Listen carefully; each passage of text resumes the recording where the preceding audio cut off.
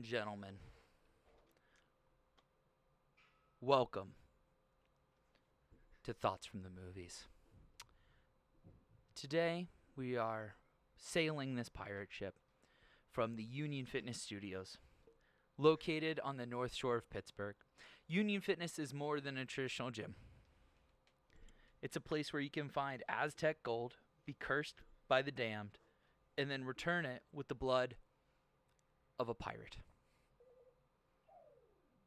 AKA classes like strength, fitness, and yoga training. At Union Fitness, they believe it is their duty to hold themselves and their clients to the pirate code. They practice what they preach, and they believe in parlay. At Union Fitness, I don't even know where I am. You're so good at this. I don't know. How are you this good? Shit, fuck. At Union Fitness. Something in strength. There's union and strength or whatever. I don't know Something about the code. Yeah.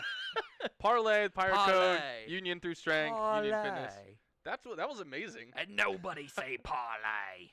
Yeah. Yeah. I don't know how you integrated that so well. That was fantastic. I thought there was a pirate flag in here somewhere. There was all the pirate shit, but I don't. Just the Z Oh yeah. and then the Pirates banner. Okay. I don't let that many losing things in the studio. 12 and 11 pirates, not losers anymore. Well, but yeah, I besides thought the that point. 2 beers deep was a pirate flag, but it's no. It's a pirate ship that we're on. Nice. Thoughts from the bench. Naturally. Wow. Today's movie, boys and girls, is quite honestly one of the most important movies in young Justin's life. I thought you were gonna say the greatest movie of all time. And we'll either get or. into that because it's either or. up there. Both probably. Pirates of the Caribbean, Curse of the Black Pearl. What was that accent? That was That's like an Irishman. some odd Barbosa take. Nice. There. Yeah. Okay. Yeah. Pirates of the Caribbean, the OG, Yes. the number original. one, where this franchise we are 5 films in now, and at some point, some may argue that it went off the rails a little Lost bit. its way. Some may say Transformers lost its way when they replaced Megan Fox. Let alone Mark Wahlberg being auditioned. Did you not like when they replaced Megan Fox with Rosie Huntington-Whiteley? Nope. Or Mrs. Jason Statham? Pissed me off. Yeah, she wasn't as good. Nope. But Pirates of the Caribbean, number one, which I think people can generally universally agree is pretty good. It's like Transformers actually in a lot of ways. Like the first one, a lot of people think is pretty decent. And then the rest, it kind of depends, right? I would say that it's better than Transformers. Transformers is not in the better or worse than category today. Yeah. But I would say Pirates, after watching Pirates last night, I texted you for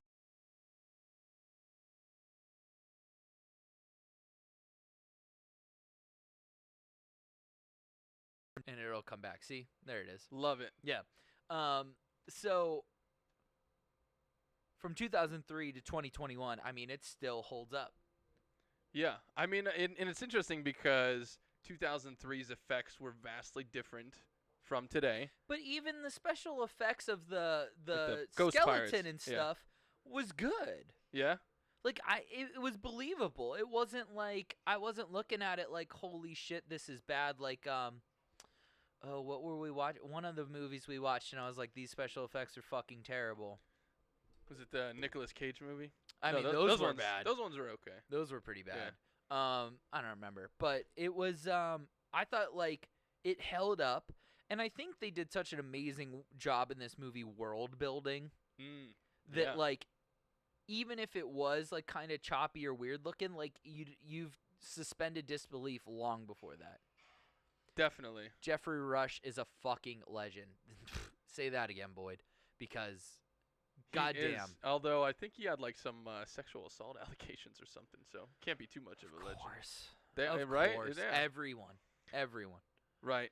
Yeah. No, the Pirates world is amazing, and we'll Yeah. get into that in one of our topics tonight. Yeah. How it affected me personally. Right. But I mean, this movie, and what's crazy to me about Pirates of the Caribbean is that there's no movies like it. Like No. pirates weren't a thing since like the 30s or Right, whatever. And this right. made pirates. Not only did it bring them back, it made them super cool again. Better or worse than was tough Yeah. because it was like there was nothing and still is nothing like Pirates. Right. And the fact that it's all original canon. It's based on the ride at Disney. Right. There's no novels. There's no. I mean, it's all pirate folklore like Davy Jones, the Kraken, yada yada yada. Mhm. But like, the character of Jack Sparrow is completely original, Yes. which is crazy. Isn't it? And that's one of the topics I want to bring up today. Is like, who else is like original character made for film, top 10 material Mhm. that can compete with Jack Sparrow? I have a couple. There are But, so like, it's- many. Yeah. There's did a you lot, go, but I don't think there's enough of the echelon of Jack Sparrow. Nice use of the word echelon. Yeah. Are you Yeah. talking like franchise people or just like in general? In general. Characters. Okay. Well, I'll be curious to see that list. Yeah. Because there are so many. I mean, there are so many great literary characters. You know, Right. like Harry Potter, Forrest Right, Gump, that whatever. made the jump to the silver screen, and they're Yes. fucking amazing, and yeah. But you're doing totally original. Totally How original. many of them are Quentin Tarantino characters? One. 3. Okay. One. Just the one. Just the one. Nice. I thought, I think a lot of people, wait for the creme. Christoph Waltz. Yeah, is one that I saw Or a Hans lot Landa. Hans Landa. when I was looking around, and sure, but also like it's clearly based on a real fucking person in a lot of ways. Like there was actually people who like went out into the country and hunted Jews and shit. Right. Like Yeah. Luke Skywalker. Yeah, for sure. Not Skywalker's based on up anything. there. Jack Sparrow was the coolest guy in 2007. Yep. Yeah, he was the coolest guy for a long time. Yeah. And Johnny Depp was the coolest guy for a long time until his career unfortunately took a very nasty turn downwards, which it's still on today. What? Casanova Frankenstein, obviously. Wait, what? Oh. Casanova Frankenstein from Mystery Men. Okay, I understand now. Shout out to Mystery Men, which Again. we had taught. Yeah, We which can't reference it enough. no one can. It's an amazing fucking film. It is. But I think this movie is delightful, and just to kind of get into the topics, and then we'll jump back into the conversation. But we're gonna talk about the influence the movie had on you, Oh yeah. Big time. and literally how it shaped your career. Pirates being an old school movie in the sense of the way they made it, the way the movie's structured, the way the action scenes are shot, the moving set pieces, like it is old school filmmaking. Mm-hmm. Top 10 iconic characters. We've kind of already prefaced that a little bit. Better or worse than Pirates versus other franchises. Where does this stack up? And then over underrated, the actors. And I kept the list short because the guy, like the big four from this movie are the best big four ever assembled. Whoa.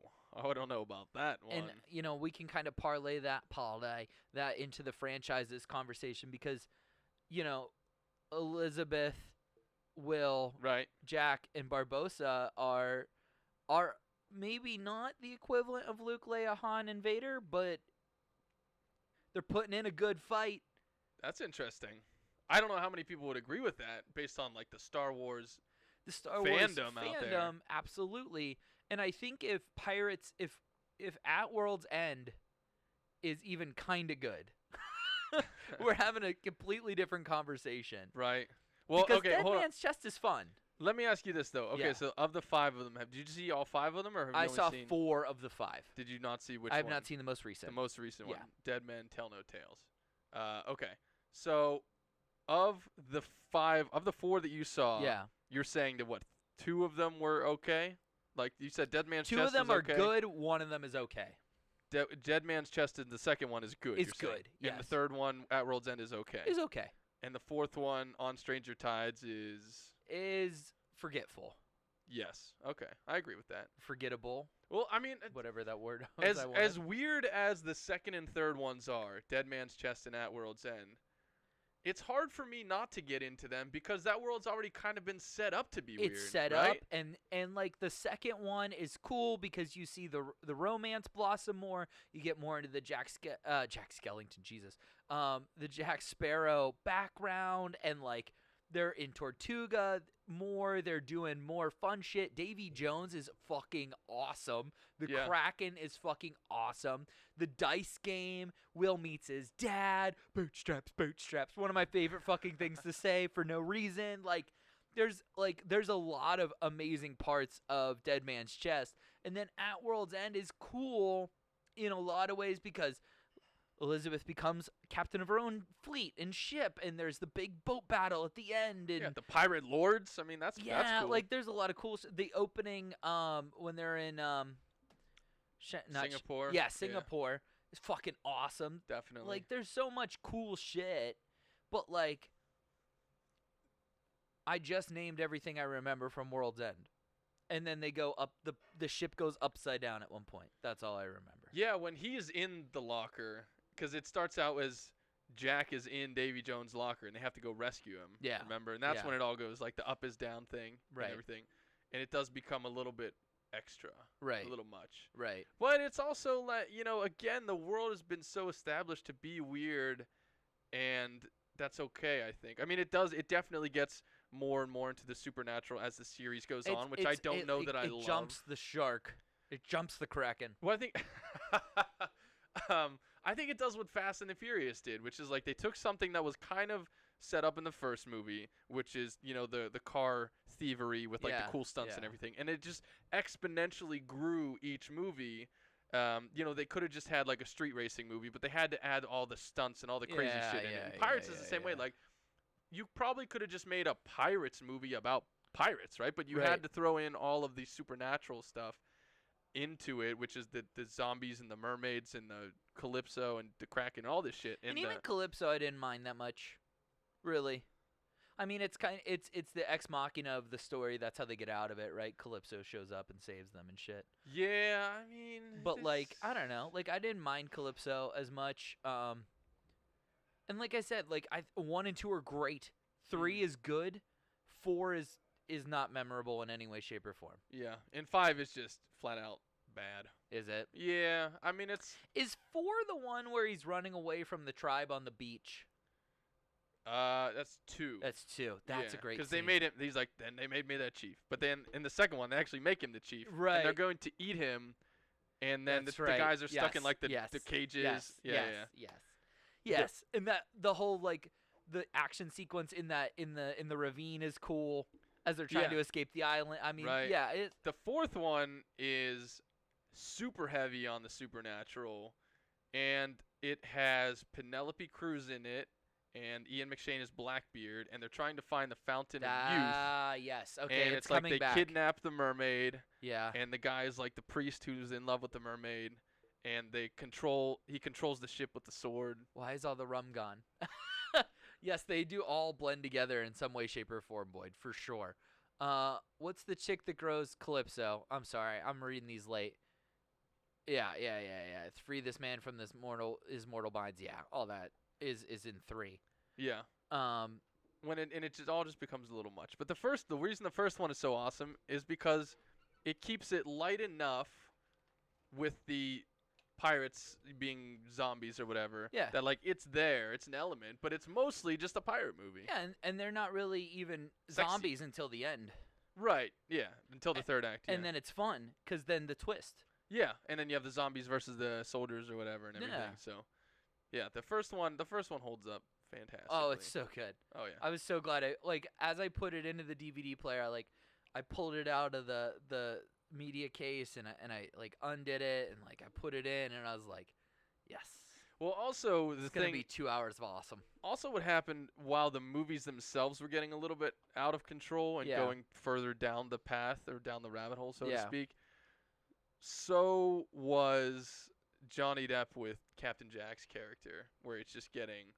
The first one is the best version of Captain Jack because he plays it right in between where he needs to play of like you don't know if he's genuinely like just an idiot or if he is secretly that might be on the top worst of everything. You are the worst pirate I've ever heard of. But you have heard of me. Right. Like that's and then the next scene he's like, that's got to be the best pirate I've ever seen. You know, like as it would seem. Yes. It's just he just walks that line so brilliantly, and then in all the other movies he just gets more and more ridiculous and becomes sort of more of a character. Playing the character more and more and more. Yeah. In the fifth one, he's not even. It's like he's just phoned it in. And like, it's so hard because I think, and it was almost a topic I brought up was, does Johnny Depp deserve an Oscar for the first Jack Sparrow performance? 100% yes. because like the nuances of the character are incredible. And he famously did the character design himself, right? Like he came in with the dreads and the beard and the Yeah, hat and the he whole worked 9 with the yards. costume designer on everything very heavily. Right. And based it on several people. I'm Yeah. sure Keith Richards, from Right, Rolling is Stones, one of them. and Pepe Le Pew was the other one. But like my favorite, there's so many little dumb things he does, but my absolute favorite is when it's at the last scene where he and Will are like tapping swords as they're surrounded by the guards, Oh yeah. and they're back to back, and then Will's obnoxious fucking feather flops in Jack's face, and he goes like, Just blows it out. Yeah. and it's just like, it's just a small moment, but like it's so awesome.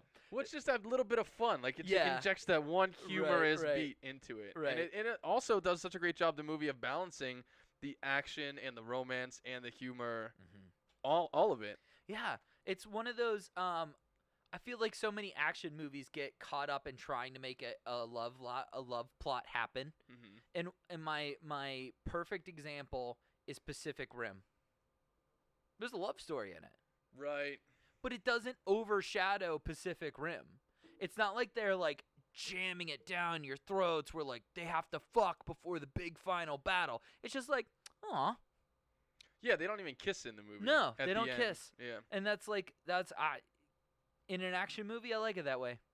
If I want No action. so no to speak. action in the action movie, if you will, Hey, Um, zing. unless she chose to dine with the crew naked. Oh. Um, Oh man, don't even get me started on Keira Knightley. We'll get into that. as I was watching the movie, I was like saying the quotes out loud, and this was one of the few movies that Anastasia didn't pay attention, but she sat next to me for, because it's a movie that the name makes you want to watch it. Hell yeah. You're like, oh yeah, I want to watch Pirates. Pirates is fucking sweet. And like, Wait, had Anna seen it before? oh yeah, okay. yeah. We saw the fourth one together. Hmm. We were both like, oh, Pirates, new Pirates movie, oh, let's go. And then it was, Right. but where was I fucking going with this? But she like sat there and like I'm like doing my thing and I'm quoting the movie, right? Like Right. back to the movie. Right. And she's like, you could do the whole movie, and I was like, it is.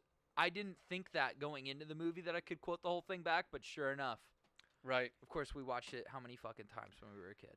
I mean, so many times that I honestly might be able to do the entire movie. If there were going to be one movie that I could quote from start to finish, it would either be The Phantom Menace or this movie. He tied his back hair together and caught the turtles.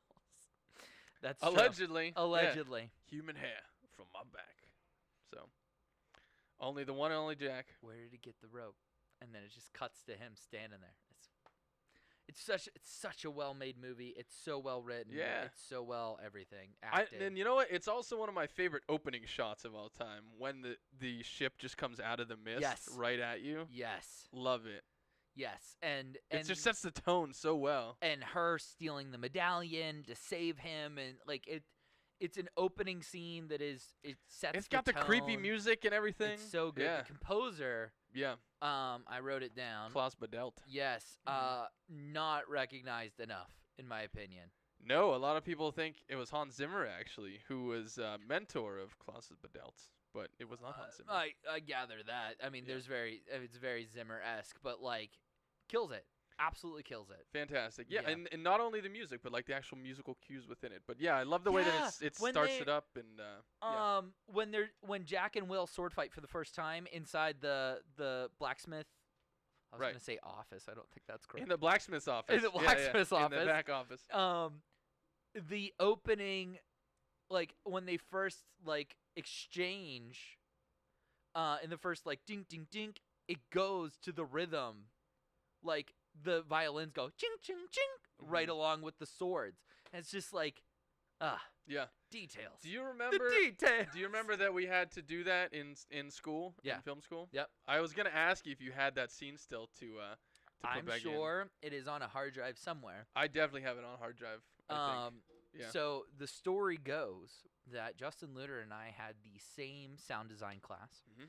and the final or maybe second to last project is a group project where you and a partner have to recreate a movies, and you have to do all the Foley and the voiceover work and all that kind of stuff for ADR it, the whole 9 yards. And we decided to do the poop scene from Billy Madison where they light the shit on fire. And the teacher, we did it, and obviously we're very familiar with the film. Yeah. He called this shit poop. And we the professor said, "Okay, you can show whichever one you want first, and we'll guess whether it's the the movie or whatever." Mm-hmm. And so we played our version first, and then when it was done, the professor goes, "Okay, now play your version," just assuming that was the actual version. It was pretty good. And we were like, "Nope, that was us." Yeah.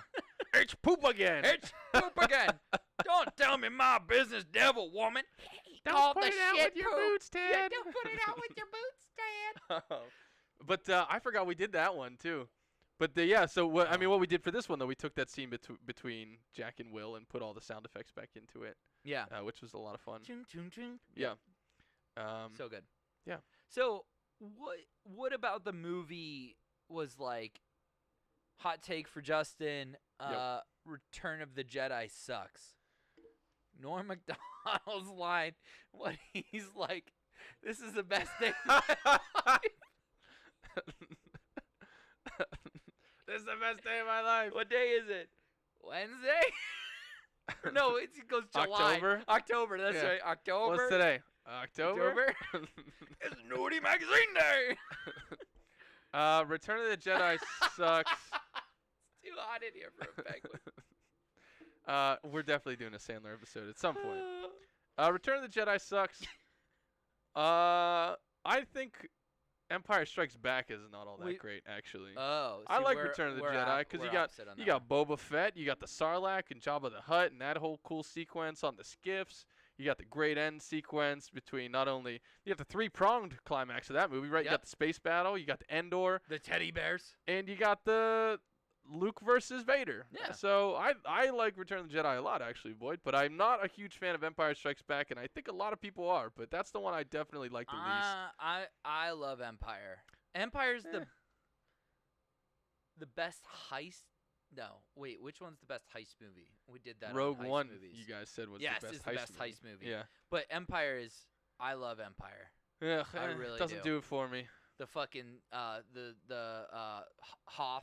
the whole scene on Hoth is fucking cool. That's a fun sequence. Everything with Yoda.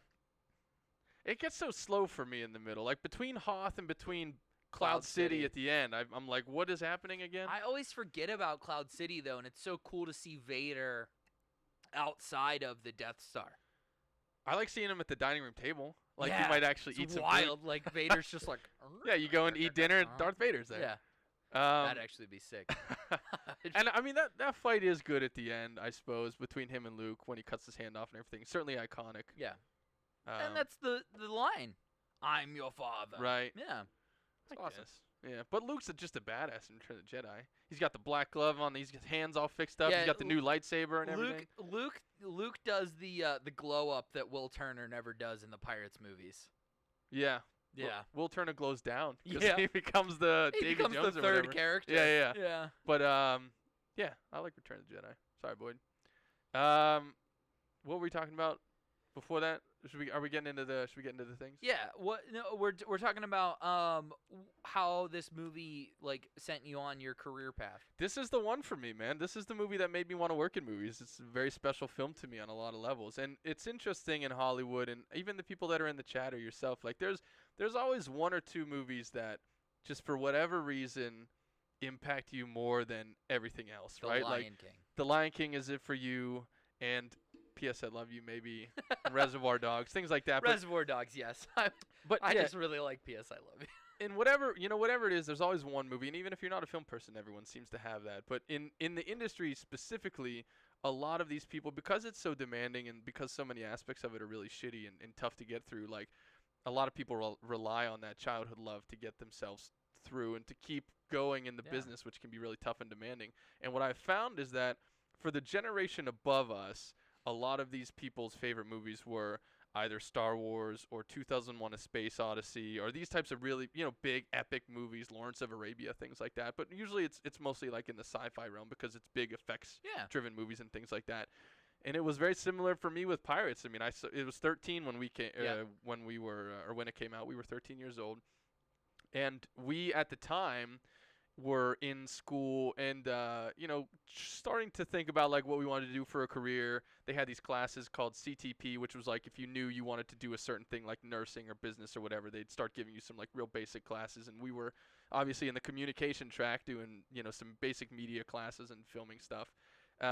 But before that, I had wanted to be a hockey broadcaster. That was the only thing I could think of doing because I was like, what do I love? Hockey. We were both going to hockey in some way, shape, or form well into our junior years of high school. Yes, definitely. Hockey was our career. That was it. Yeah, and I wasn't good enough to play, so I'm like, what else can I do? Yeah. I'll watch it. So I was my parents were divorced, and I went with my dad on the weekends down to Pittsburgh from Butler. So I wasn't with like any friends or anything. But a lot of what we did on the weekends was we would go to this dollar movie theater that they had. At the time, it played movies that had been out for a little while. But I remember seeing Pirates of the Caribbean there, and as a 13-year-old, and I'll never forget this moment ever in my entire life. I walked out of the movie theater, and I knew in that instant that I wanted to do that for the rest of my life. Like everything that I had felt for the previous 2.5 hours was just, I was so enraptured by it, and it made me feel things I had never felt before, and totally transported me and took me to this amazing, incredible world. And I said, I want to make people feel what I just felt and do the kinds of movies that are going to make people have the experience that I just had. So it's really like it was a profound moment in my life. I mean, I had been looking, I'm like, what could I see myself doing forever, And I wasn't sure. Hockey, obviously, we loved. But then I saw the movie, and I'm just like, that's it. This feeling that I have now, if I could make everyone else in the world have this feeling, how awesome would that be? Yeah. And I don't know, you were probably, when you saw Lion King, you were probably much younger. So I don't know if it had the same impact on you, or if anyone in the chat has a movie that really like hit them that way, if that's happened to people. But I was like just right at that perfect age. But when you saw Lion King, were you too young to even have that thought? Yeah, way too young. Yeah. Because you would have been what, 6 or 7? Yeah. Way too young. Actually, it was 5 or 4, like 6. That's like Lion King's 95. Way too young, and I think like the movies that made giant impacts on me are like Lion King, Jurassic Park, Star Wars, Two Towers, which is around the same time. Yeah. But I don't think I took film seriously until Reservoir Dogs. That was because we had met Robbins by that point, and we were really becoming like that kind of kid. Like our favorite movies, respectively, at that time were probably like Fight Club and Boondock Saints. Like that was what we were watching every weekend, and so like Reservoir Dogs was one where like he's like the guy who made Pulp Fiction. This is his first movie, and I remember being like, Pulp Fiction's the greatest fucking movie ever made. Like literally thinking that in my brain, and then like watching Reservoir Dogs and being like, oh wait a minute, this is so much cooler because there's no action in it. Right. It's just dialogue. It's just this trapped bottle thing, and like the tension, and like still, my brain has done this really amazing thing, either on purpose or through CTE. It always forgets who the cop is. I always forget. I like right now sitting here can't tell you whether it's Harvey Keitel or Buscemi. Well, I won't spoil it for Thanks. you. Please don't, because I'll watch it again and I'll be that's like, amazing. Shit, that's right. It's amazing that a movie can do that so well that you forget certain parts of it because it's just there's so many things happening and so many layers and intricacies. Well, and Mr. Blonde is one of my favorite characters ever fucking written. Right, yeah. And yeah, I mean it's the whole no names, I mean there's so many. So yeah, I got that same feeling much later in life, because when you saw Pirates, I was still going to the show in my head. Like I was still a hockey player. Oh yeah. And it like I remember it was after my junior year. It was like freshman year, my senior year, or first semester of my senior year, and our hockey team got knocked out of the playoffs on a technicality. We were tied with a team, and they won on goal aggregate, which is fucking ridiculous, Whippeal. And I remember nobody on the team wanted to play after that. They didn't want to go to tournaments. They didn't want to do any of that shit. And Hanzo wanted me to go try out for USHL and like try to go juniors. And I was just so beat down. I remember going into Robbins and just being crushed. And he's like, "What?" And I was like, "Well, I don't think I'm going to be a hockey player anymore." And he's like, "Do you think that's what you were going to do for the rest of your life?" And I was like, "Yeah." And he goes, "You could do this." And he's like, he gestures around the room. We were in the control room of the studio. And I was like, "No." And he's like, "Yeah." And then that's how, like, he's like, "All right, let me call Dr. Bacher, and let's see if it's not too late for you to register to go to Robert Morris." Damn. Well, I didn't know that. I never heard that story before. It's all Robbins. Yeah, love all that Robbins. guy. Yep. So much respect for him. Yep. And, how he impacted our careers. But I think what also about this movie, and it was crazy, the impact, not only about the movie on me personally, but it also shaped sort of my film tastes for the preceding years, because you love action movies. I do love action movies, but Johnny Depp became my favorite actor in a heartbeat. And I for many, many years, for at least like a decade after that. And he was really, like you said, I mean, in terms of characters, original characters, what he created with Captain Jack was so profound, and I think at the height of an actor's ability to create something completely unique for themselves, right? And that was always sort of the measuring stick for me too, was, what else compares to Captain Jack, from beyond that. And you have, like the Not Joker, a whole or like, lot. yeah, exactly, right? As far as original. Yeah, definitely. Yeah. So, I mean, the whole movie, I mean, it just sent me down the path of learning about film and wanting to be in it, and, my love of the craft of filmmaking, which we'll talk about in a little bit. Yep. But yeah, it was just a very profound thing for me. Yeah. Very exciting moment. Yeah, it's for great. little Justin. It's a great movie, and then you were Jack Sparrow like 16 times for Halloween in a row. I was. I think I still have that wig buried somewhere. That's awesome. I should have worn it, but I haven't found it. Pirates is, in large effect, an old school movie. In the sense that it's a lot of practical effects. It's a lot of big moving set pieces where a camera is tracking through explosions and action that are actually happening in camera. And it's, as I was watching it, I didn't remember that about it. And it made me appreciate it even more, because in 2003, you are well into The Matrix, and some other heavy effects movies have come out and kind of done their thing. And, like, they could have taken that route, and they didn't. Yeah, I mean, I think it's pretty much all practical except for the zombies. Yeah. Pirates. Yeah. And, I mean, it's even so practical that they built parts of ships and put them in built, water. Yeah, like the entirety of the ship. Yeah, and the backgrounds are painted. It's not a green screen. It's all, at least the first one. Right. And it's, I mean, like, some of the behind the scenes photos from this film are fucking incredible, because, like, you see somebody in plain clothes, the director or sound guy or whoever, standing next to just, like, literally the scene from the fucking movie. And you're just, like, losing your mind looking at it. Right. It's crazy. Yeah, it's just miniatures and things like that. Yeah. I mean, very little effects in a time where we're so used to, like, Marvel movies and all that stuff, which are thousands of VFX shots. Yeah. And very few things are done fully practical outside of, like, Christopher Nolan's movies these days. Right. Yeah. And that, I mean, that is, it's a top tier movie. It's a top 100 greatest films of all time thing, in my opinion. But when you take into account that part of it, it's now top 50. You know what I mean? Like, the original characters, the plot, the whole 9 yards, but then also, like, keeping in mind it's all done in camera. Right. Is my it gets, well, I think audiences, like, I'm grinning ear to ear thinking about it. I think audiences feel that way in general. Like, they prefer those types of movies versus ones that you can tell are CG or, use some type of computer effects, because that it's not real. Right? Even if you do something, and Jurassic Park is the classic example of this, right?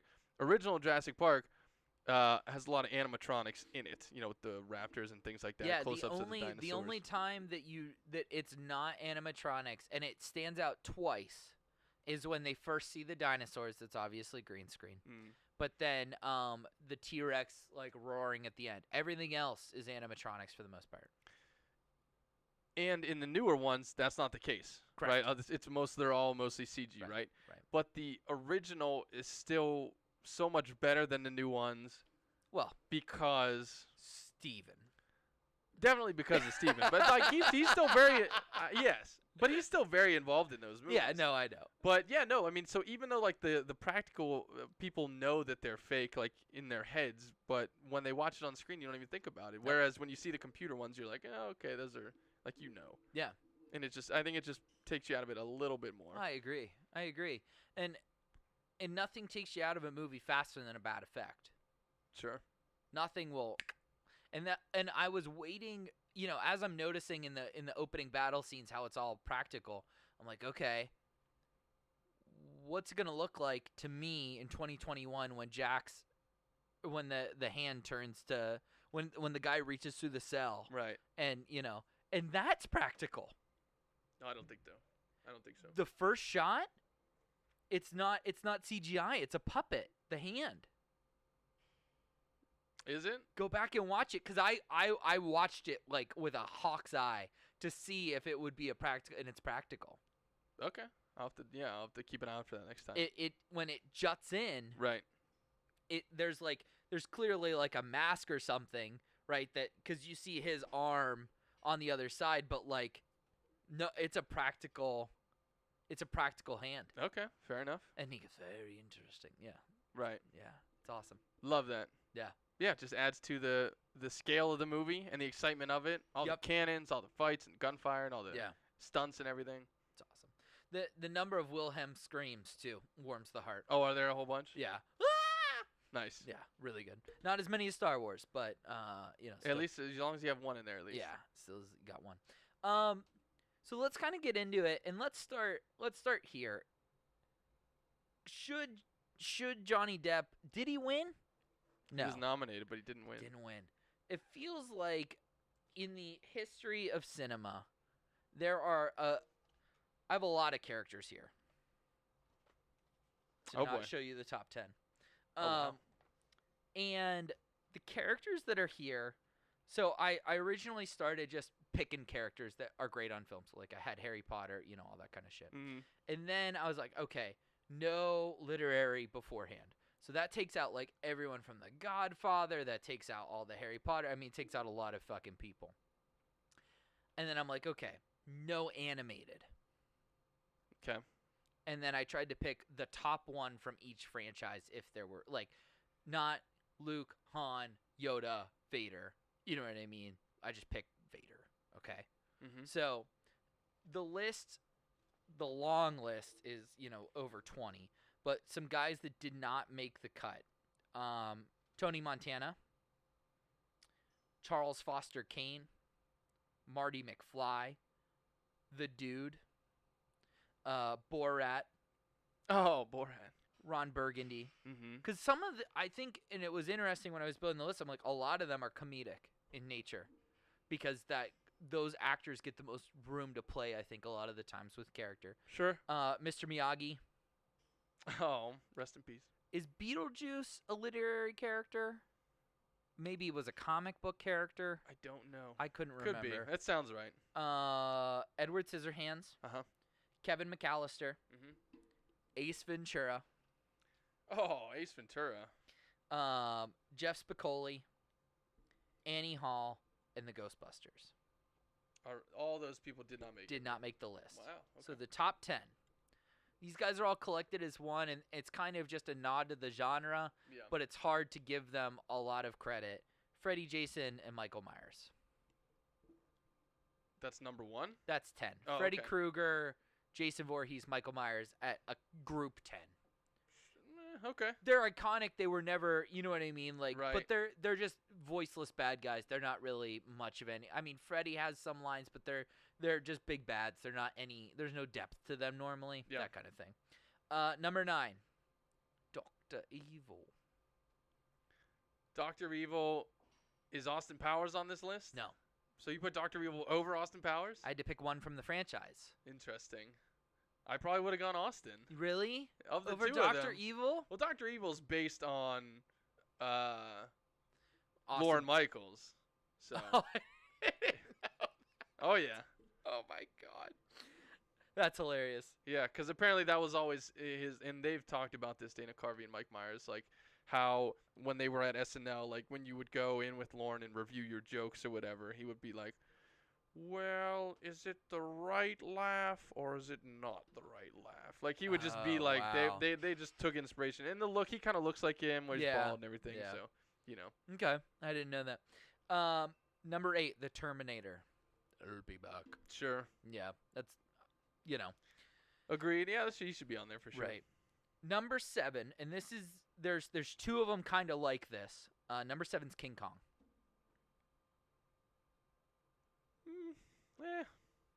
There's 2 of them like this, but okay. but that's 7. 6 is Neo. Neo? Mm-hmm. Why is Neo number 6? As far as original character based around a franchise, you know, but I didn't think Neo. The top 5, I think, was tough to crack because the top 5 are references in and amongst themselves that have transcended the movies.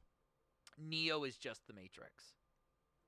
Right. Well, Neo also, to me, doesn't really stand out as a character all that much. Like, he does some cool things, I guess, with, like, his action sequences and stuff. Right. But he's certainly, like, iconic in name and with that trilogy. Okay. So 5 is E.T. Yeah, that's pretty fair, I guess. He still creeps the shit out of me. But He's on your hat. Yeah, technically he is. And he still is creeping me out. But okay. 4, Yeah. Indiana Jones. Nice. Yeah, I could see that. I'd argue that for sure. Yeah, Indy's. 3 is Jack Sparrow. Okay. Okay? Because the top 2 are. The top 2, you know who they are without ever seeing the fucking movie. And I would imagine Jack Sparrow, you've seen the movie. Right. Okay? 2 is Rocky Balboa. Oof. Yeah, probably. Yep. I would say that's fair. And 1 is Vader. Yeah, again, I mean, those are definitely both original and more iconic than the other people in those movies. Yeah. Okay. About Hannibal Lecter. Hannibal Lecter's a novel. Is it? Yeah, Red That's Dragon. True. That's right. Nice. Yep. Okay. Because there was a lot where I was like, oh, and then like, so the list I pulled up of like, 1,000 greatest film characters, it said where it was first adapted. Right. So I was like, okay, that's a good list. Why was King Kong on there? That was a weird one. So I felt like something King Kong, Godzilla, that kind of like movie, right, is still a very popular movie. They just made one. Yeah, Creatures, Monsterverse still exists today. Right. So I felt like it needed to be represented. That's fair, I guess. Yeah. Yeah, that's a whole genre in itself. Right. Like I was like King Kong, Godzilla, they're the same thing. So I just picked the American one. Oh, nice. How patriotic. Yes. Alrighty. Yes. And then I picked the guy who beat the Russians.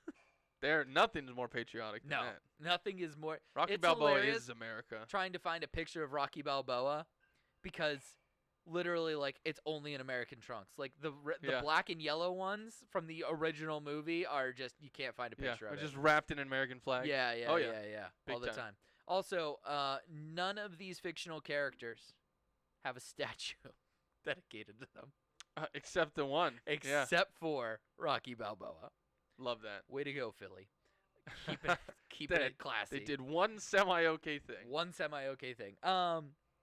So yeah, but I think Jack Sparrow belongs in the top 5 easily, if not top 3. You know who's underrated in this movie as a character, though?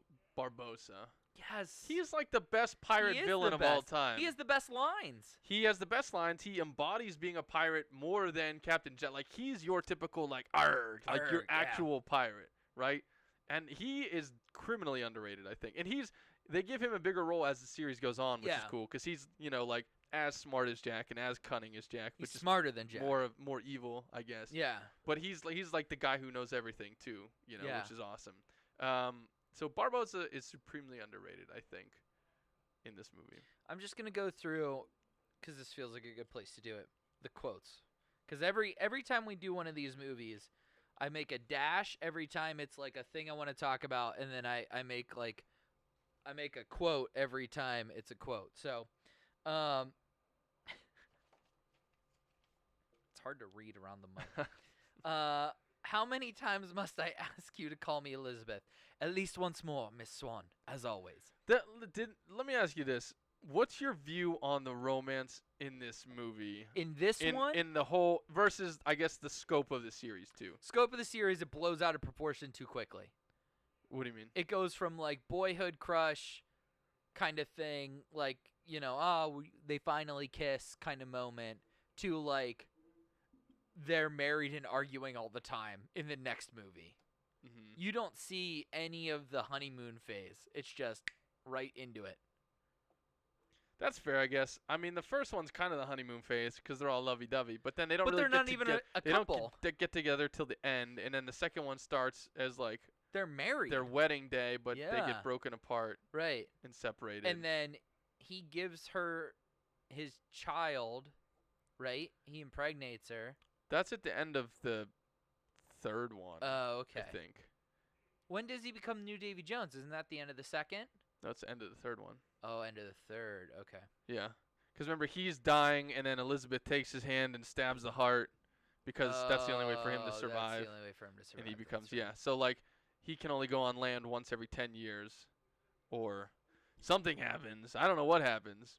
Turns to dust or turns to stone. I have no idea. Yeah. But, so he goes back and sees her, and then they have, like, his kid is there who's 10 years old. Right. And then it's like 10 years later, and the kid's like 10. But in the first one, it's great because it's like they're both beautiful people, and, you know, two of the prettiest humans on the planet. smoldering Orlando Bloom Yes. and just, mega babe Keira Knightley. Yeah. Orlando Bloom, underrated physical, like, action actor. Yeah. He is so good with a sword or a bow or whatever in his hands. He's believable. I think he in a lot of ways he's just a good actor. Like Yeah. he's a pretty boy who also is a talented actor. Yeah. And I think that's the best way to say it. He has depth to him. He's got very soulful qualities to Yep. him. I mean, it blows my mind that he did Lord of the Rings and Pirates of the Caribbean Same fucking time. simultaneously. He's Yeah. literally just dyeing his hair brown, blonde, brown, blonde, brown, blonde. Like only the two biggest franchises of that, era. Or ever. Yeah. Fuck the era. Like, ever. Yeah. And two of my favorite ever. Definitely. Lord of the Rings still is. What's the common thread? There you go. Orlando Bloom. You are by far the worst pirate I have ever heard of. But you have heard of me. And then I can see how clever is that? It's right? so quick too. Yeah. And then so clever. his most famous line, "Gentlemen, you will always remember this as the day you almost caught Captain Jack Sparrow." Yeah. And at this point in the movie, it's great because it's the first time he's saying it, and you're like, "Who is this fucking guy?" Yeah, and then he makes this crazy escape. Who's this fucking guy? Who's this guy? Who's this fucking guy? But then 5 movies in, when he's still saying it, you're like, "All right, we get the spiel." Who made all of these? I did, and I practiced with them 3 times a day. You need to find yourself a girl, mate.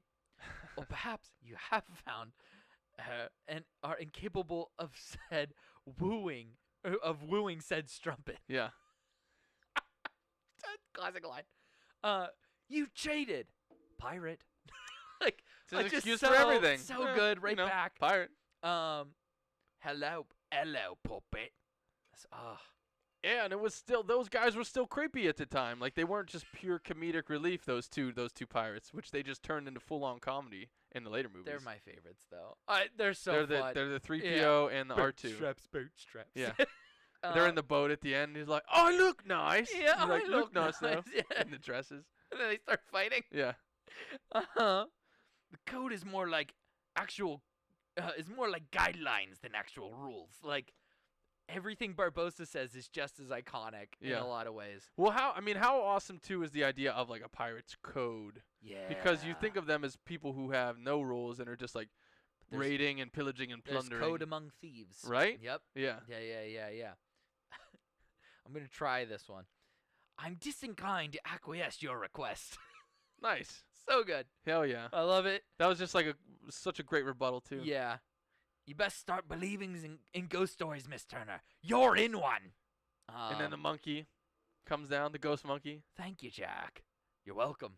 No, not you. We named the monkey Jack. Why is all the rum gone? Fucking the best.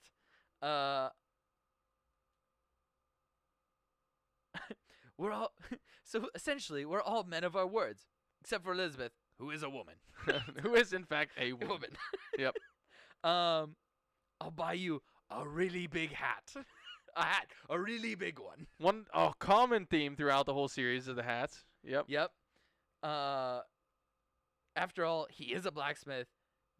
No, he's a it's the dad saying, "Is this the life you choose?" He is a blacksmith after all, and she goes, "No, he is a pirate." Ooh. Yeah. Take that, Dad. Yeah. No. So, and inevitably, just Justin, I hope when you do find that special someone that they look at you the way Jack looks at the Black Pearl. At the end, he caresses the knob, Just rubbing it and everything. It's just a little bit. One too much. can only hope. All right, let's do better or worse than better or worse than Pirates of the Caribbean: Curse of the Black Pearl. First up, Fantastic Beasts and Where to Find Them. This is the first one of all of the trilogies. Sure. Here. Yeah, and I would say better than for sure. 'Kay. Pirates is better than Fantastic Beasts. Fantastic Beasts, did you watch? Yeah. Did you like it? It was fine. Yeah. It was more Harry Potter content, and I'm okay for that. It was fine. I was still riding the high of Harry Potter into this movie. I was riding the high of the stage play that they adapted into a book into this movie. Oh, the Cursed Child. Cursed Child. Yeah. Which is fun. The Cursed Child's actually Is kind of it? good. Yeah, it's because it's believable. Like, it feels like it's picking right back up. Now, the writing tone is different because it's not Rowling writing it. She was part of it. But it's worth reading. Okay. It's worth reading. Yeah, I've heard really good things about it.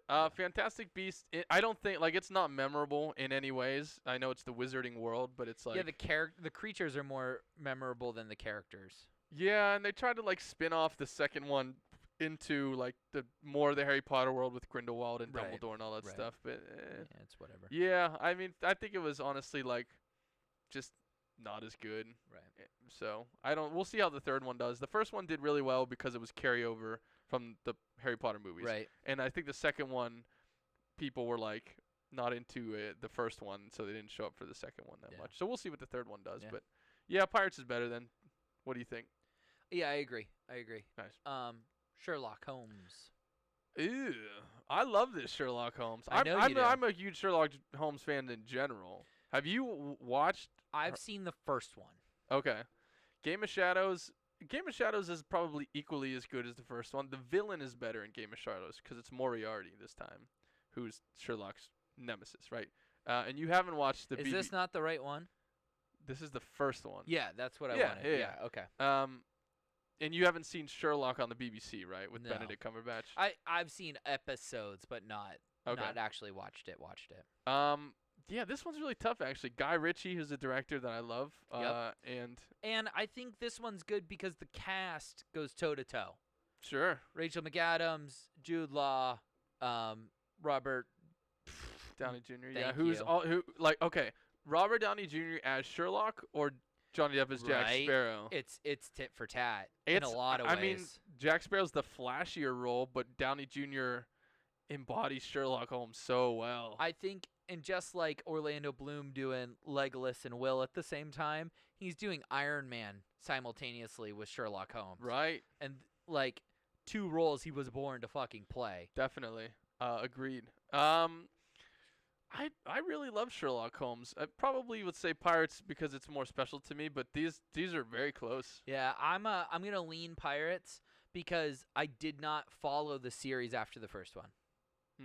That's fair. It didn't hook me in the way Pirates did. That's true. Okay. Yeah. So Third one in the works. yeah, coming out.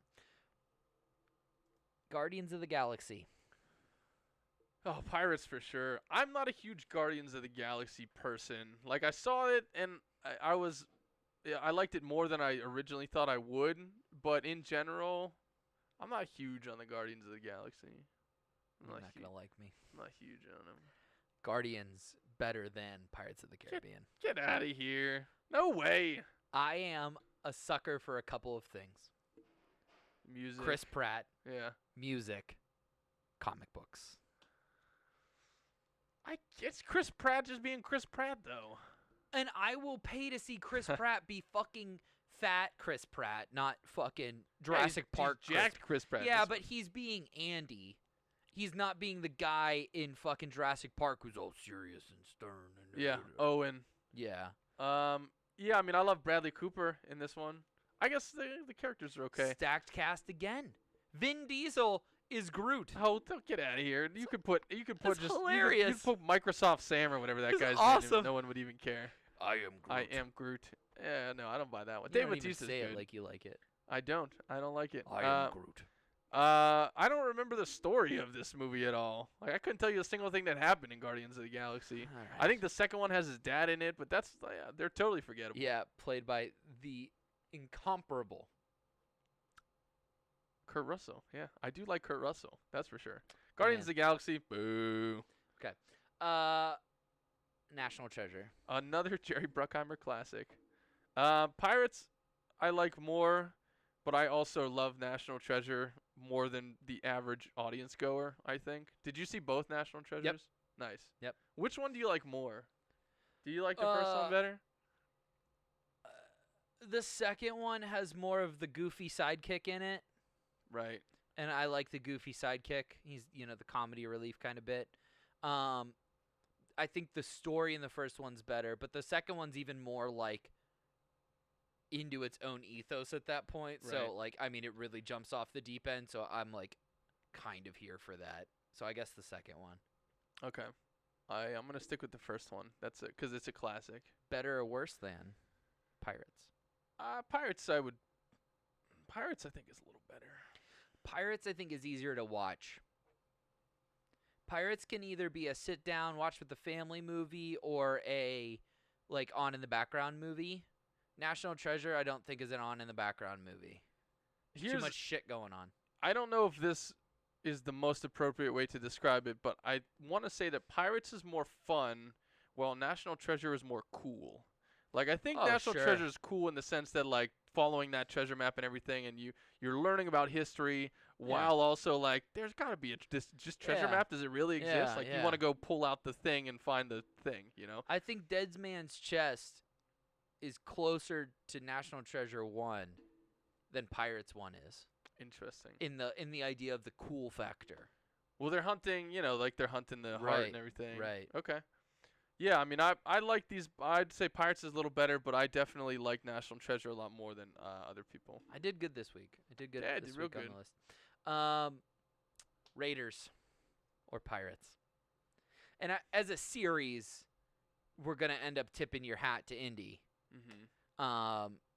But is Raiders of the Lost Ark better than Curse of the Black Pearl? I think the deciding factor for me might be that I saw Pirates at the age that I did, and it had the impact that it had on me. Like, I want to say the movies are the same, but because because Pirates is my movie, that might be the deciding factor. But if I had seen Raiders when I was the same age, it would have probably done the same exact thing. I think Indiana Jones is amazing as a character and the story and everything. Here's my question. Yeah. Which one has the better cast? Raiders or Pirates? And I think that's the deciding factor. Because Raiders is really just fucking Harrison Ford. Right, Salah's okay, and Martin Brody. Okay. And Marion. Okay. But they're all such iconic pieces of that franchise. But they're not Jeffrey Rush, Keira Knightley, Orlando Bloom. I think if it was The Last Crusade, I would maybe give it to Indy. Because it's got old Sean Connery in it. That's true. It's got 007 himself. That's true. Yeah, I think I'm going to give the edge to Pirates here. I think if it was franchise on the whole. Oh, Indy kills him. Yeah. Yeah, because Last Crusade might be the best of the three, whereas the third Pirates movie is not great. Temple of Doom kind of sucks too. Like Temple of Doom's just weird. I hate watching Yeah. Temple of Doom actually. And it was my favorite as a kid because it was so weird. And as I've grown up, I'm like, I don't like this anymore. Isn't it Temple of Doom though, where he shoots the guy with the swords? The guy's doing all the sword tricks. No, and he that's just shoots- Raiders. That's Raiders. Yeah, yeah. Okay. Temple of Doom's the creepy one where they're at the temple in India, and it's like the guy's pulling out hearts, and they're like eating monkeys' brains for dinner and shit. Like there's weird stuff happening in that one. And then the fourth one, obviously, people don't love as much with the Crystal Skull. So it's really interesting now that I'm thinking. I don't know why I've never sat and thought of this for a moment, but like the Indiana Jones franchise on a whole, I don't think is as good as a franchise as people might think. Because It just has two really good movies and then one weird one and one shitty one. yeah, I mean, I think people generally like Temple of Doom's real polarizing. And then I think the general consensus is people don't like Crystal Skull at all. So it's kind of like the Daniel Craig Bonds, where you have two that are amazing and considered, top of the heap, and then two that are shitty and sort of discarded, right? But so Indiana Jones is not great the whole way through, as much as Indiana Jones the character is great the whole way through. That's interesting to me. I think, and almost Jack Sparrow gets diluted every time. The cool factor. Or maybe he gets the opposite of diluted, more potent every time, as in like diving deeper into this like weird, goofy character. Yeah, he just gets drunker every time. Right. Is what it is. Right. Yeah. Right. Same. Yeah. Exactly. Same. Okay, and finally, The Mummy. Better or worse than Pirates of the Caribbean? That's a really good one.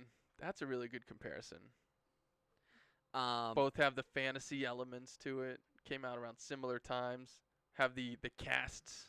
the cast to go toe to toe for sure, Yeah. and plot wise with the romance and the treasure and the big bad guy. I mean, there's so much. The effects are about equal in a lot of senses, where there's a lot of practical effects in Mummy versus.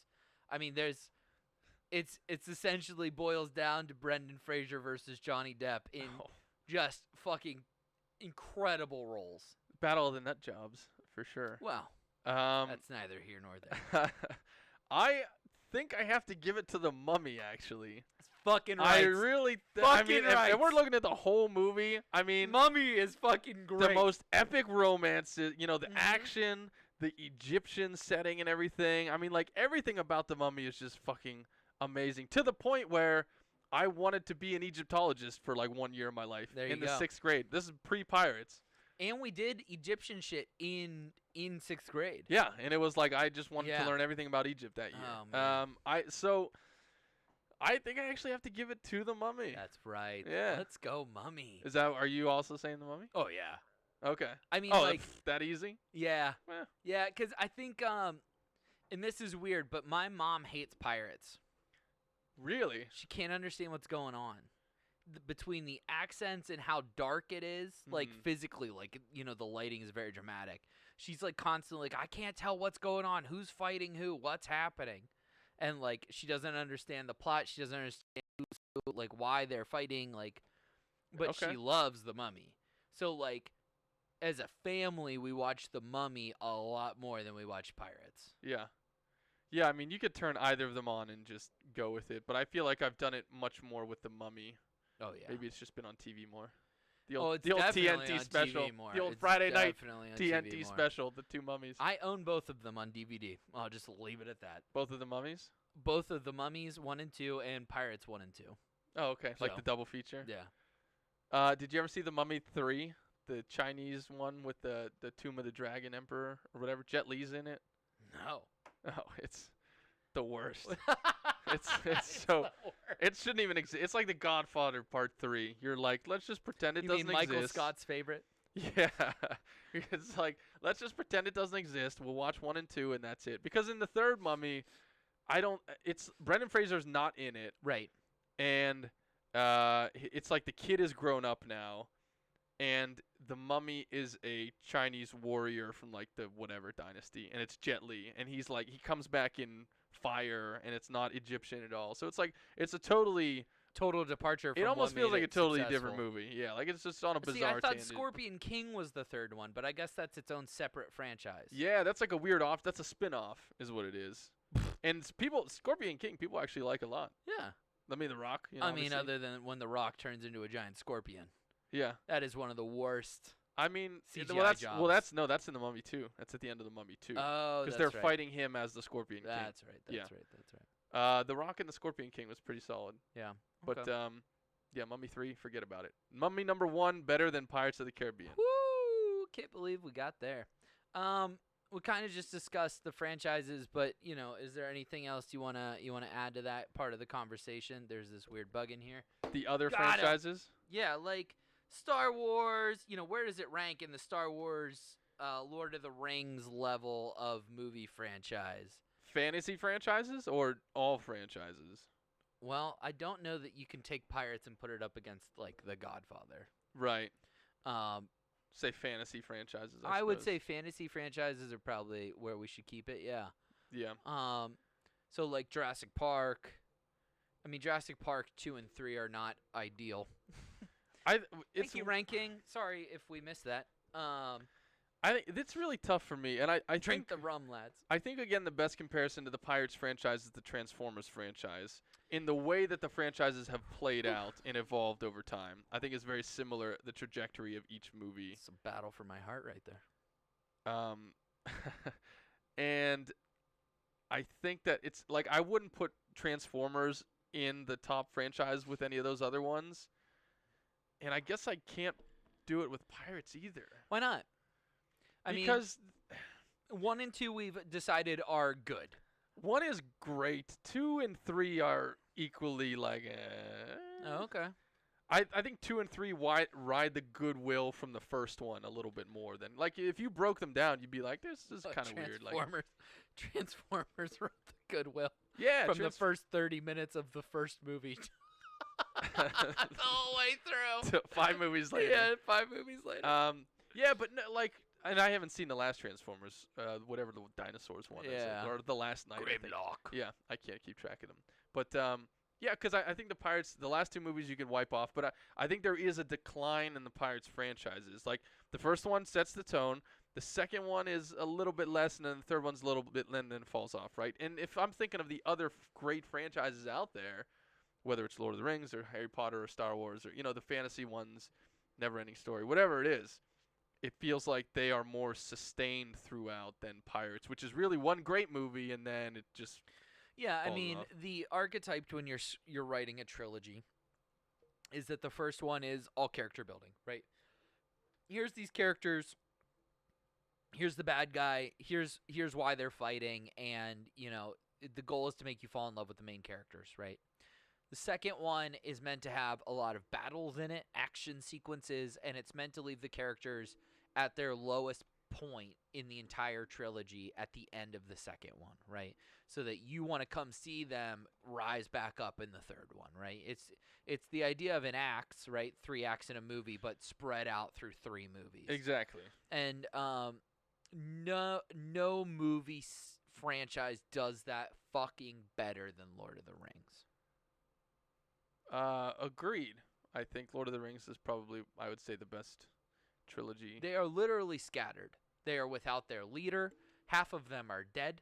I mean, Okay, it just gets, I it's want bad. to pose this one to you, Okay. assuming that you've seen all 3 of these movies. Pirates of the Caribbean versus Chris Nolan's Dark Knight trilogy. Have I seen all 3 of them? What an insulting comment. Just assuming. So You never know. so here's what I would here's what I would say. Yeah. Chris Nolan's 3 Batman movies Mhm. are 2 of them are some of the finest films ever made. Batman Begins and obviously Dark Knight Rises. Really? Batman Begins? No. Oh, Batman Begins is fucking awesome. It's It's good. awesome. It's fine. It's awesome. I think that's and you that's know why? strong. You know why? So Liam Neeson, obviously. No, because Cillian fucking Murphy is in the whole thing. No, but like I don't feel that those 3 tie together as well as the 3 Pirates movies. The third Chris Nolan one, definitely. It's so weird to me because they're all so distinct. When does The Chris Scarecrow Nolan show ones. back up? He's in the third one. He's in the second one too. Briefly. Right. He has like a cameo in each one. Right. Right. And so like you know what I mean? Like there's no thread other than Batman. Well, that's the nature of comic books, is you have a different villain in each movie, whereas Pirates is more continuous. that is the nature, but if you look at the Captain America franchise, right? Those 3 movies tie together much cleaner than the Batman movies. Even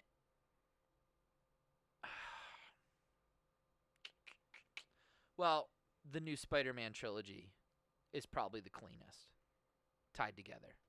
Which one's the new one? to you? Far From Home, Homecoming, and then whatever the third one will be. Mm. Those are probably, as far as the thread goes, the nicest bow that you could put on it. No, because that's the same thing where you have a different villain in each one. Yeah, but much like the original trilogy with Tobey Maguire, you see the evolution of the main character, Peter Parker. You see him grow through it. Yeah, and you see that in the Dark Knight trilogy. Do ya? Yeah. Oh, definitely.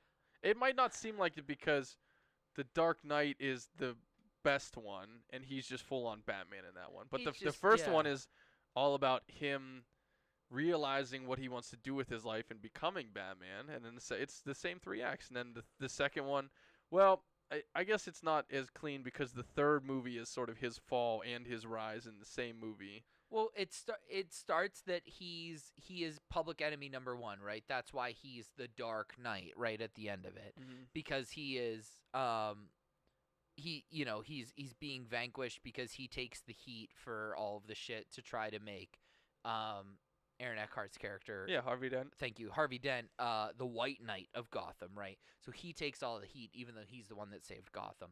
So he's public enemy number 1, and Bane is trying to draw him out, and then he kind of gets a little bit of the hero's comeback, but even then, after the comeback, he disappears. He's gone. Mm-hmm. So but you don't get the he's just gone. And you don't get the satisfying understanding like you do at end of Lord of the Rings when, Frodo and Gandalf have to go on the boat. Which, by the way, I never understood why that happened. Like, I know it's in the book when they go to the Grey Havens or whatever, but it's like... It's so Middle-earth can heal. What? I don't understand. So they are so poisoned from the Eye of Sauron that they need to, Middle-earth needs to flush itself of any last remaining scraps of that part of its time. Well, why does Frodo need to go with Gandalf? Because he had the ring. He wore the ring. Yeah, but then he gave it back. Or he destroyed it. He wore it, though. It's like crumpling up a piece of paper. You can uncrumple it, but it'll never be right again. It'll never be the way it was. Okay, I gotta throw in a couple more franchises here. Yeah. So we can talk about them. In terms of best fantasy franchises, we didn't mention Star Trek.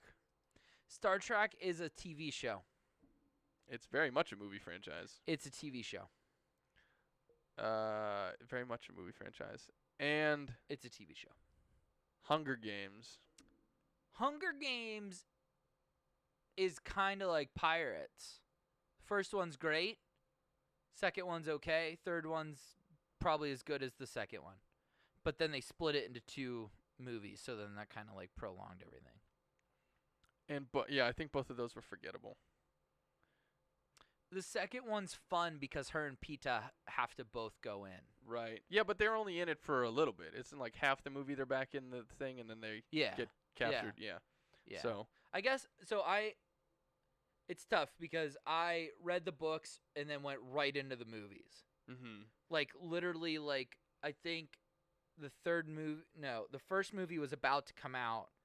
And I was like, oh, well, I have plenty of time. I was commuting between 3 jobs or something. So I was doing a lot of audiobooks, and I listened to the whole book set. And I remember liking the second book better. Cause that has Beatty in it and Harrison, or no, he goes in the third one.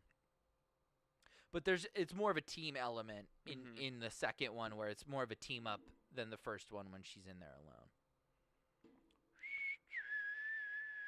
The Hunger Games were a major disappointment. It should have been rated R. Oh yeah, yeah. If her and Pita fuck, it's a whole nother movie. Not for that reason. So for the violence, like so for the killing, obviously. Unless somebody There's gets, a reason Red Sparrow did better than Hunger Games at the box office. it did not even come close to Hunger Games at the box office. That movie was fucked. Yeah, It did the fucking, and that movie was and then fucked. it fucked. So Pirates, where are you gonna put it? Like, you gonna say top 3, top 5, or So- not in the conversation? We're gonna go with trilogies, right? So that's gonna eliminate Harry Potter. I could say fantasy franchises. Fantasy franchises top 3 are fucking Star Wars, Potter, and Lord of the Rings in no particular order. So this is top 5 in the conversation. Transformers is in my top 5. I'm not proud to say that. It's hard to. They're well, very similar. No. Cause fucking turtles. Turtles isn't fantasy. Ninja Turtles isn't fantasy. No, I don't think it's fantasy. There's giant human-sized turtles running around in ninja gear. What's the fantasy about that? And they eat pizza Well, obviously. and skateboard. Yeah, but Their best friend it was is, toxic is, waste. is a hockey player It could happen. from Harvard in Yeah. Boston. It could happen. It could happen. It could happen. I don't know. I don't think that's a fantasy. Yeah, maybe it is. But Where's Marvel fall into this whole? You know what I mean? Fuck Marvel. Like, where do Marvel DC fall? You know what I mean? Like, it's hard to. You got to put some parameters on it. I mean, Marvel is without question the most well tied together franchise in cinema. Mm-hmm. Maybe James Bond.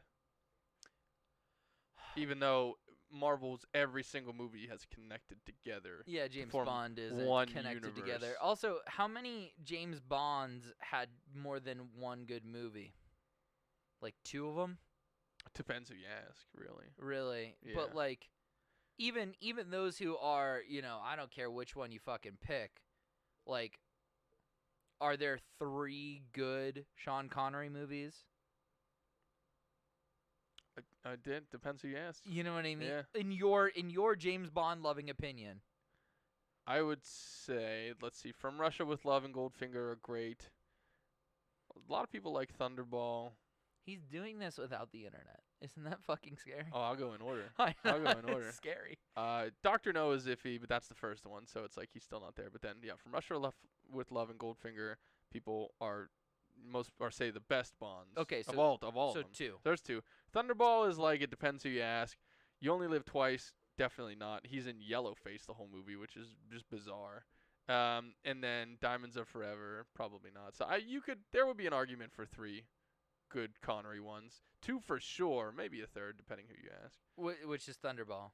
Yeah. And then what about don't make me jump for Timothy it. Dalton only has 2. Roger Moore That's the guy I was had looking for. 7, I think. And again, Roger Moore depends who you ask, because he had some classic ones like the Jaws ones and things like that. Moonraker and Spy Who Loved Me is supposed to be very good. I've only seen one of the Roger Moores because I don't like Roger Moore as James Bond. So I've only seen one of his movies, and I was not a fan. And then only 2 good Daniel Craigs, unless you want to say Knives Out as a James Bond movie, which I'm here for that argument. It could round it in. Yeah. Just assimilate into the family. Yeah, and Pierce Brosnan only had... One very Oh, bad okay. 90s awesome Hold James on a sec. Bond movie. I could make an argument for 3 good Pierce Brosnan movies. Oh, buddy, I will stand next to you and I'll get punched in the face, but we do not stand a shot in this argument. GoldenEye is a given. GoldenEye is kind of a given. GoldenEye is a given, for sure. If only because of the video game. But Die Another Day is maybe the worst James Bond movie of all of them. It might be the worst James Bond of all of them. Tomorrow Never Dies.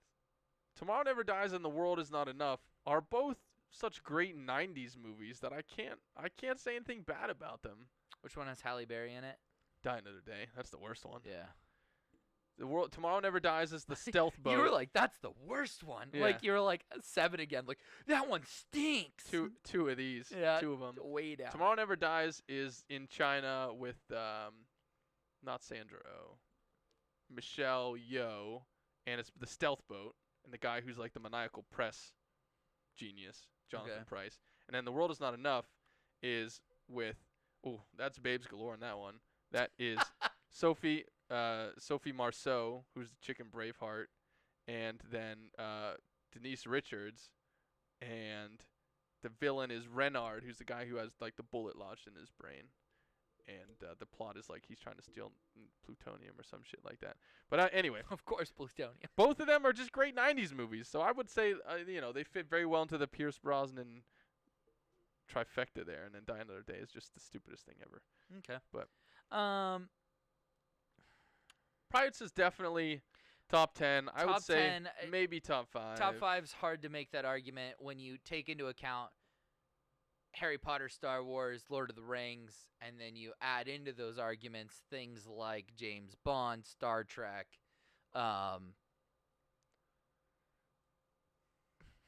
Turtles. But like, even if you pick a Marvel character, it immediately jumps to the top 3 or top 4, depending on which one you pick. You know what I mean? Like, it's tough. Yeah. I think it's tough to get it into the top 5. Top 10 for sure. Top 10 for sure. I think it sits maybe right at 5 at its peak. We'll say 5 to 10, somewhere in there. I think that works. That's fair. All right. And then finally we wrap every show up with overrated, underrated, and Jesus Christ, it's going to be we just could say underrated for all of them in a lot of ways, but let me pull this up. So let's start with the director. Gore Verbinski, yeah. I don't know anything other than Pirates. Did you look at his list of credits? A little bit, but not the whole way. Gore Verbinski has a really weird career. It's very mixed, that's for sure. Did you ever see Rango? Yeah, I love Rango. Oh, that's Gore Verbinski. Yeah, I loved Rango. I thought Rango, much like some of the other things we just talked about, would have been better as PG-13 instead of PG. Look at that. 5 Oscars Pirates was nominated for. 5 Oscars. That's incredible. Okay, so best actor in a leading role, Johnny Depp. Best makeup, best sound mixing, best sound editing, best visual effects. Man, sure. There you go. All of those are easy. And they didn't win any of them? Nah, fantasy films don't generally do all that well. The Oscars are fucked. Yeah, Gore Verbinski though. I mean, he's done. I was just watching something he directed the other day, and I was like, what the hell? Yeah, he did A Cure for Wellness, which was his most recent movie, which a lot of people are iffy on. That He was like did The Ring? He did The Ring. Oh, yeah. man. Talk about fuck me up. Mouse Hunt. Yeah, I was talking about Mouse Hunt at work the other day forever. That. Yeah, Gore You Verbinski talked about it here. Oh, okay. Well, there you go. Yeah. Mouse Hunt. You were pissed that I hadn't seen it. It's a classic. You were like, I draw the line at Mouse Hunt. Hilarious. The Lone Ranger was a huge flop, but yeah, Rango and then Weatherman. Also directed a NoFX video, so that's cool. Yeah. So he is probably. I mean, I don't think he's The underrated. Ring and Pirates of the Caribbean are so fucking good. They kind of like most directors would kill for one of them, let alone 2 of them. Yeah, but outside of that, he did the 3 Pirates, and then his career was, I think he's probably maybe a little underrated just because he's done a lot of big things, but not a lot of them have been very good. Yeah. So. Yeah. Okay. Jeffrey Rush. Man. He's kind of like before his time version of why can't I ever remember this guy's name? He's the ultimate woman in yellow. What? The Woman in Yellow? Yeah, so that's like the script writing thing, like the woman in yellow. Like, so the woman in red is the lust object. The woman in yellow is the shapeshifter. Daniel Day-Lewis? No, not Daniel Day-Lewis. Who is Commissioner Gordon in Dark Knight? Gary Oldman. Gary Oldman. All right, so Shakespeare in Love, Shine, Quills, and The King's Speech are at top of Jeffrey Rush's IMDb page. How is Mystery Men not there? A great question. Right? And just kind of scrolling down, obviously, the Pirates franchise. Mm-hmm. He's in Green Lantern. Yeah, I mean, like, King's Speech was, one of the biggest movies, like, Oscar-wise. Munich, good movie.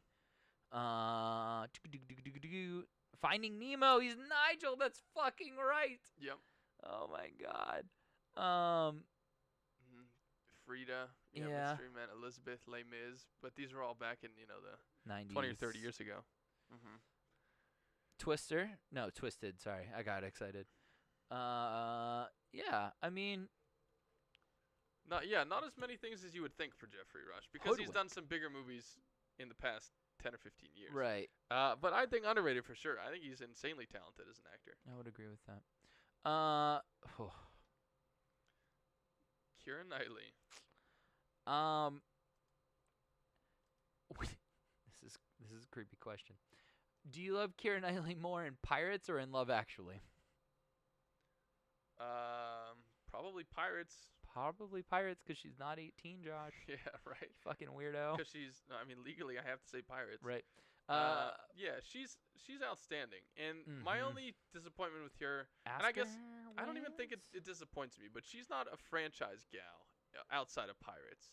She's always done more like Oscar-y movies with Atonement and Pride and Prejudice. Oh, she was in The Nutcracker as the one fairy. But yeah, Colette. I mean, she's very much like the Jake Gyllenhaal Oh yeah. type, where she did like maybe one big movie or two big movies, but for the most part kind of stays in the indie world, which I like a lot. And she's incredibly talented. She's great. She's really talented. And let's not forget, scroll all the way down and Phantom Menace. Dun dun dun. That blows my mind. Yeah, It's awesome. it's unbelievable. Yeah. So yeah, it's pretty cool. Yeah, Keira Knightley is awesome. Mm-hmm. Also equally awesome.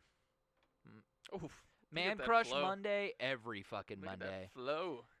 Orlando Bloom is one of my favorite actors of all time. I'm not ashamed to say that. I wouldn't go that far.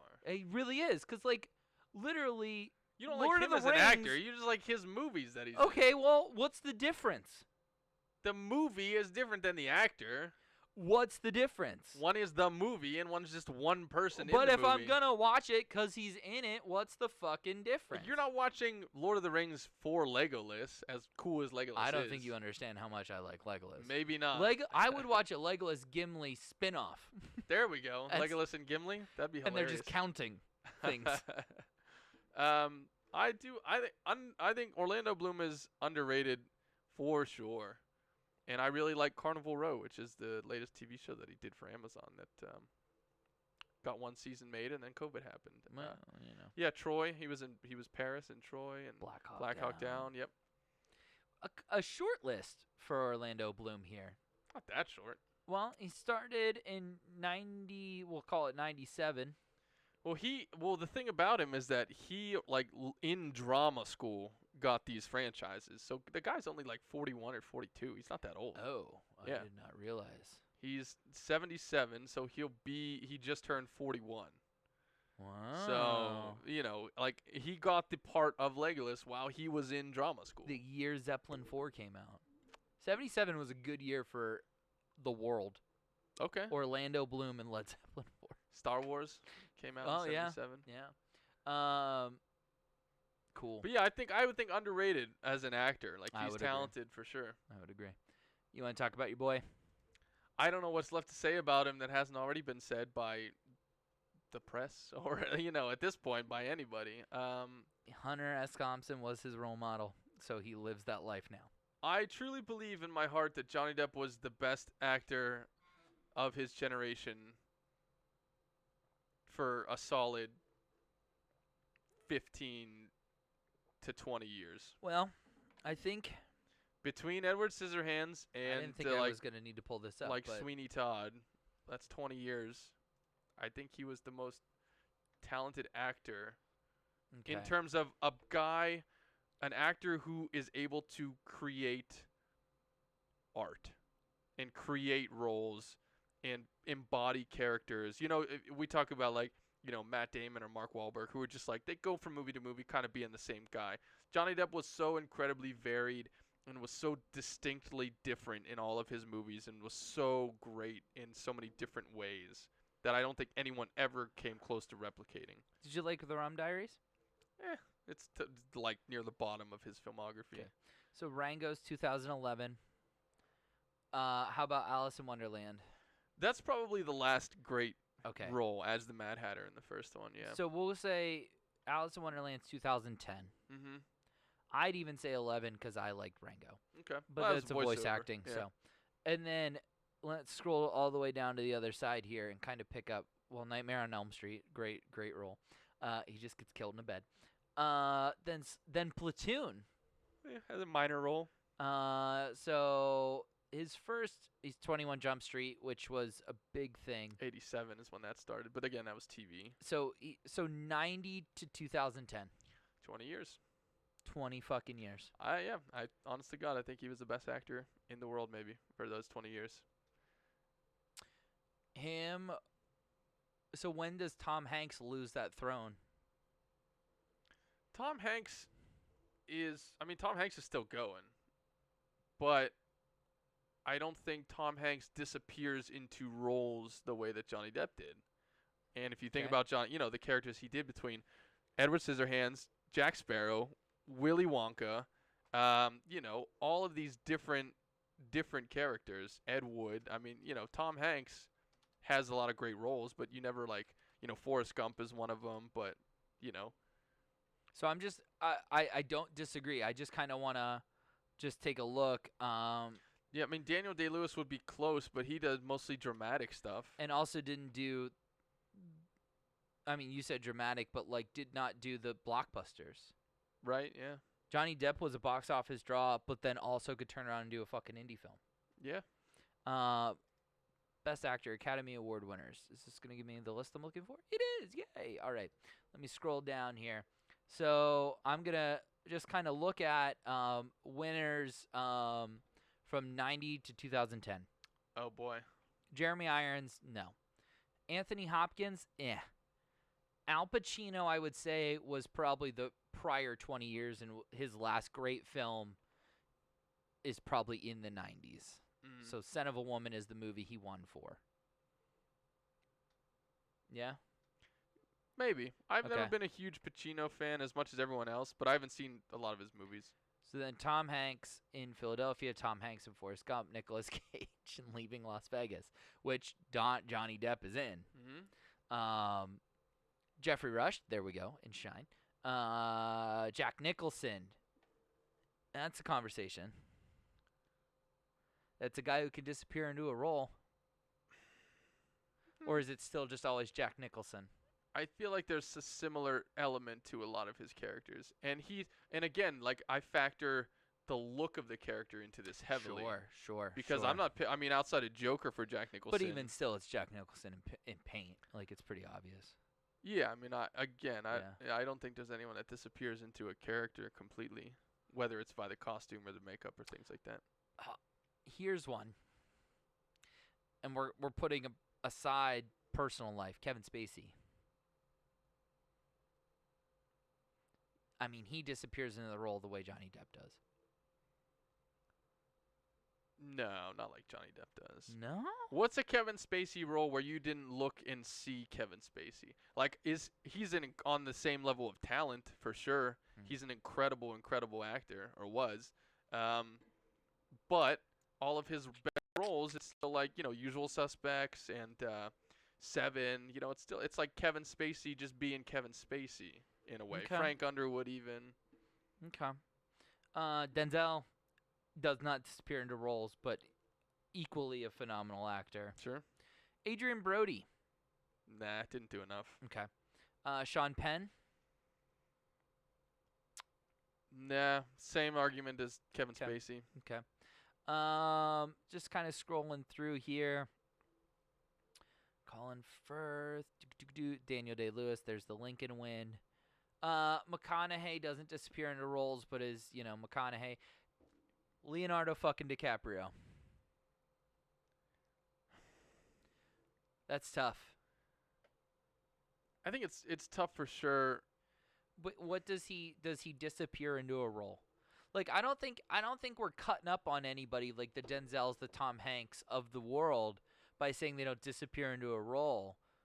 And but like what character did Leo what character do you exactly what you said. What character do you look at that Leo has played and you're like, "Oh, who the hell is that?" Mhm. Exactly. I mean, if you think of Johnny Depp as the Mad Hatter, right? Completely unrecognizable almost. And I don't these other actors, even Leo, who has done a very wide range of Wide things. berth of Yeah. probably as diverse as Johnny Depp. But I still just it's always Leo being amazing. Yeah. In doing, looking like Leo but doing new things. So Telling you Gary Oldman Daniel disappears. Day-Lewis I think is the closest one. Like when you think about like a movie like Lincoln, that's on the same level as Johnny Depp. Joaquin Phoenix does not have maybe the birth that Johnny Depp has, but definitely disappears into roles. Yeah, maybe. I mean, I think he does it less so with makeup and costumes, but he definitely is able to chameleonize himself, and whether it's in The Master or the Johnny Cash or Joker, obviously. I think that's probably a close argument to be made, maybe. And then my last one's Gyllenhaal. Or is it just Gyllenhaal just acting his ass off?